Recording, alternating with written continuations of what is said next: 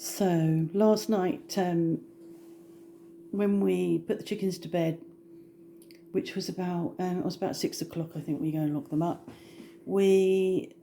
I decided we should close the shutters because the temperature it was really cold. I mean, it was cold all day yesterday, and the temperature was going to drop to 1, I think, overnight, and it's ridiculous sitting here with the shutters open. We've got double glazing, and of course that makes a difference. But I think the shutters probably make another 2-degree difference because I've got a thermometer.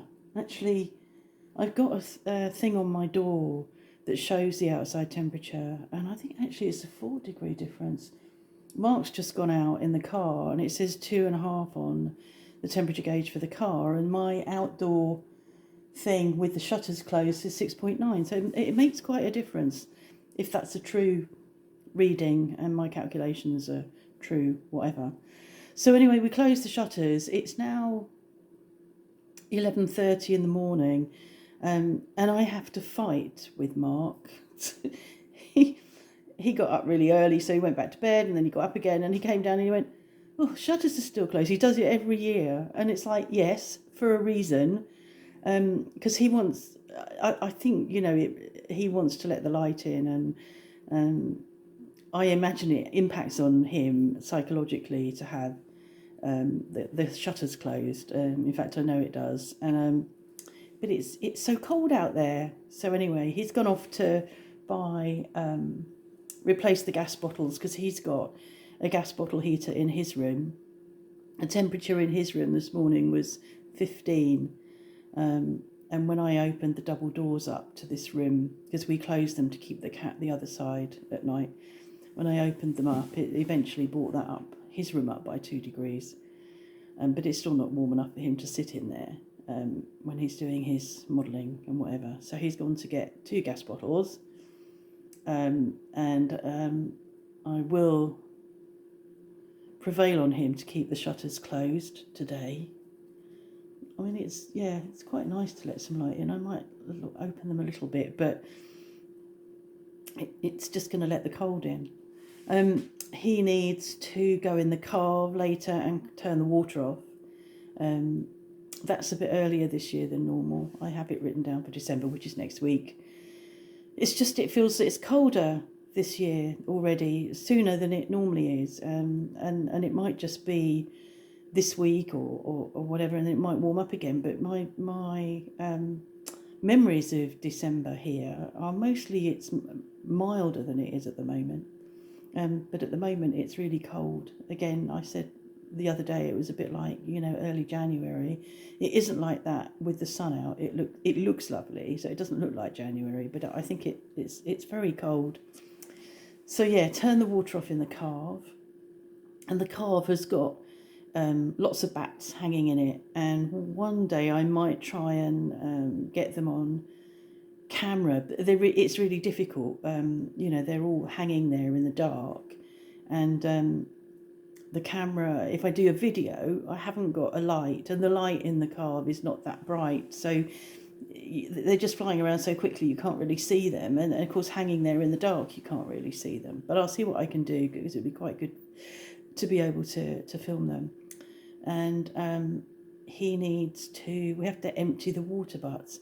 I hate doing that. It feels so good to have collected, sort of hundreds of gallons or hundreds of litres of rainwater, which we use to replenish the drinkers down in the chicken housing. And I quite like being able to give them rainwater because that's what they would go for normally. The sheep don't drink. People think the sheep drink. They don't. I don't know how. Even in, drought summers, there's water out there all the time anyway. We put water out there's bowls around and with water in, but they just don't drink. And I don't really understand how they cope with that. So anyway, we've replenished the chicken drinkers with rainwater. But we need to open the taps on the water butts and empty those, so that if they freeze or if we have really prolonged freezing temperatures, the water butts won't split because they're plastic. So I'm feeling quite good that I've remembered that we need to do that. I've got bread in the bread maker. The bread maker I've had for, I'm pretty sure that we bought it in Devon, and that would have been 2003 maybe. So it's over, coming up in 2 years' time. It will be 20 years old, and it needs replacing really. I had to push one of the paddles down this morning because it keeps coming up and then the bread's not going anywhere and not mixing, and I had to stand over it and do that. And I've been hanging out because we don't eat a lot of bread. So I've been hanging out thinking, oh, I don't really need a new bread maker because I only make it about once a month I might get the bread maker out. But I'm going to buy a new one, definitely. And this morning this isn't the particular one, but I used this, the Hokaran Canna Booster, but it wasn't the detox one, and I can't remember what one it was now. It was Reboot. Oh God, it's really lovely. It's a serum, and it wasn't until after I put it on this morning and was talking about it to my friend Sophie, who sells all this stuff, that she said it's a nighttime serum, which is fine. It doesn't matter, it's not illegal to use it during the day. But my face feels really soft, and I keep stroking my face. It's really nice, so nice, because this was what I had is the beauty envelope that came with lots of samples. More than that, I think there were 7 or 8 samples in there for me to choose. And it's really nice to get the samples so that you can try them rather than you've bought the whole thing and then think, oh, I don't like it, or I don't like the smell. I have a particular problem with smell, so it's really important for me to try samples.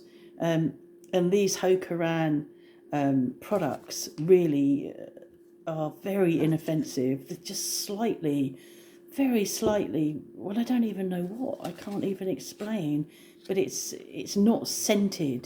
There's no strong smell with them. So anyway, I liked it so much. Having used it this morning, I've ordered it, and it wasn't that expensive. I thought, it being a serum, and a night serum, I thought it's going to be expensive, but it was less than, I think it was €39, which I don't think is bad for something that you're going to use two squirts of per night, or per day, and that'll last me for ages. So yeah, that was nice. And I just thought I'd mention Karen, a friend of mine, who does some amazing stuff with paper. She's got a Facebook page called, I just need to get the spelling right for you, although I'll put, there we are,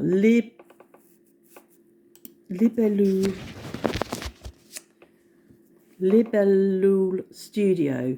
I'll put a link there in the description for you.